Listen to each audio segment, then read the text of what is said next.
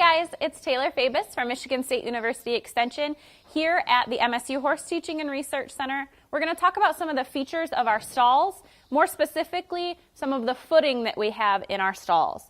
So you'll notice here that we do have rubber mats down in our stalls covered by bedding. This type of mat was the original mats that we put in here when this barn was built, and it is actually a blend of a rubber and a plastic mat. We really liked it. We liked the holes that allowed for some drainage, but we discovered that after horses walked on this, that actually some of the rubber rubbed off, and now it's become a very slick surface. So we have to bed this stall more heavily. So that's not necessarily ideal.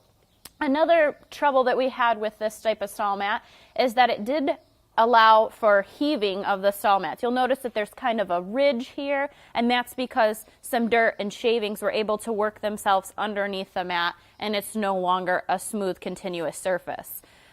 So we've worked to get this type of matting out of the stalls, and we've moved to another type. Now this is a pure rubber mat, so it's not slippery like the rubber plastic blend, so that's really nice and allows us to save some money on bedding that way. It doesn't have to be bedded as heavily.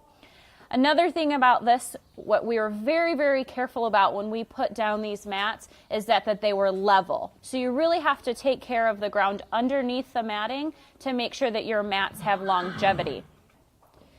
You can choose the mats that have the interlocking edges, which encourages them to stay together and not heave up like the other mats did.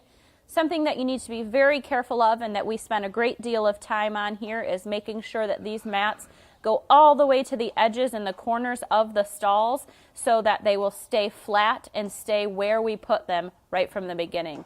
We've had a lot of success with this type of rubber mat. Although it doesn't allow for as much drainage as the one that had the holes, we prefer that it's this pure rubber, it's not slippery, and it's really gone up to the corners, stayed nice and flat for us.